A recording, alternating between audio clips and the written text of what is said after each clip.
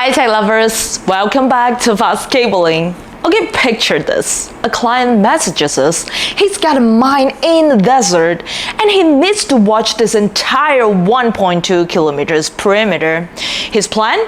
12 poles, 24 cameras. His first tech instinct, well, let's wire them in a ring with ERPS. Now for a moment we thought, not bad, but then we saw the distances, and that's where the real story began.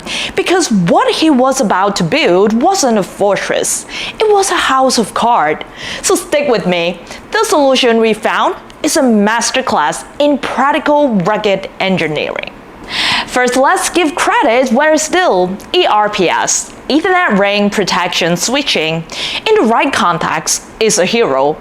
It works by creating a logical ring and then constantly listening, ready to heal a break.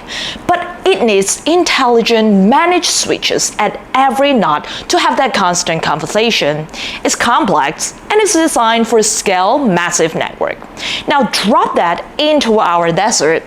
Each side is 300 meters only, so suddenly that grand healing ring feels overqualified. And the biggest issue, let's say if one of the switch on the north side here is overheated and gives up, that means the data flow is broken. Now the network has to reconfigure and react in seconds. But in that moment, you're blind. And in a remote desert, a moment is all it takes. So we needed a system where failure is isolated. So we tear up the playbook, we went back to basics, the star topology. So from the control room, our headquarters, we send out orders on dedicated point-to-point lines. No more passing notes down a chain of people. And this is a direct call to each outpost's independence. And each of these outposts is its little kingdom. It runs a few cameras nearby, it owns power, little brain, and here's the cost saver. That brain can be a simple, tough, unmanaged PoE switch. No fancy software, just pure reliable power and data distribution. So if the sun bakes one of the switch in silent break, only the cameras reporting to it go offline, and the others, they don't even notice. They're still reporting for duty. And this changes the problem from a network-wide crisis to a local maintenance ticket. And let's get tactical. 12 poles, 24 cameras, do we really need 12 outdoor boxes? No, we don't. We play a game of coverage. Standard Ethernet cable is reliable up to 100 meters, so we can place an outdoor switch between two camera poles. And its job? Cover everything within a 100 meters radius. One switch can serve multiple cameras, so suddenly 12 poles only need 6 switches or maybe even less. And since some of the outposts are over 300 meters, that's why we're using fiber optic cable. Now fiber optic cable is immune to electromagnetic interference, so it's perfect for our mine, industrial, outdoor, harsh environment. But we cannot trench throughout the mine. That's why we need to pull the fiber optic cable all the way around the loop, follow this perimeter back to our control center. But for a 1.2 kilometers loop in a desert, that's risky. Fiber is fragile, so pulling long distance fiber run increases the chance of breaking the fiber, and if it breaks, you're back to a total blackout in kilometers of desert. That's why we do something smarter. We split the mission. From the control room, we don't run one continuous cable on a journey. We send two. We have team left and team right. Now, team lefts go on, connect to the first outpost, then to the second, then to the third, and team rights does the same on the other side, and each team gets a tough multi-string armored fiber cable. So they created two graceful arcs, not one straining circle. The physics are kinda, the cable is under less stress, and critically, from a security design perspective, you've just created redundancy. Now, if an accident takes out team left's cable, team right's entire side of their operation is still alive, giving you eyes on half your perimeter. So it's a simple move that adds massive resilience. So now we're in front of the demonstration board, and I'm going to show you how to connect from the control room to two of the outposts. And we're doing this setup for every outpost. So let's do it.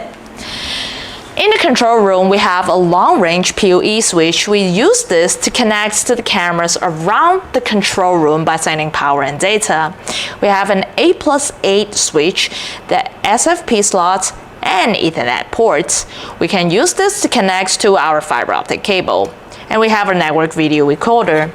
We're using short patch cord to link everything together so we can display video feed to a big screen monitor. Now, before we connect to the fiber optic cable, we need SFP transceiver. This is where you connect to the fiber optic cable. We plug it into the SFP slots. And we can choose the right SFP transceiver based on the fiber type, the bandwidth, and the distance. Now, for example, if we're connecting to 3 outposts, that means we need to connect to a full-strength fiber optic cable. Why? Because we can always leave one string of spare. Future expansion? Got it. If we get a damaged string, we still have one spare link ready to go.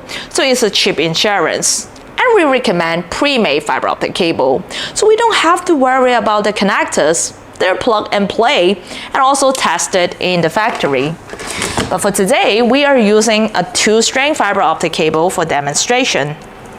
First, we connect 2 fiber patch cord to the SFP transceiver, and from this we connect it to a fiber termination box. Now inside the box we already connected to a 2-string fiber optic cable. So let's plug in the 2 fiber patch cord. Now if we got 6 outposts, then we can connect to 8 fiber optic cable through this termination box. And we run the fiber optic cable to our outdoor area. For the outdoor, we need this outdoor termination box so we can keep all the fiber optic cable clean and safety. Also, we can reduce the maintenance time. The 2-string fiber optic cable connected to the coupler, and we connected 2 fiber patch cord.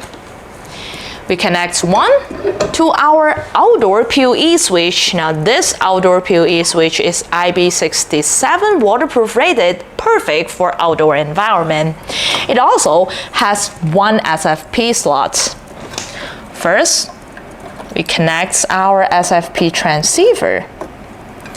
Then plug in our fiber patch cord. It has 4 PoE ports, sending power and data to the cameras around this outpost. And now let's follow the other fiber patch cord to the other outpost here. Now this one here is an 8-port PoE switch. It has 4 SFP slots and 8 PoE ports. So you can connect to more devices if needed.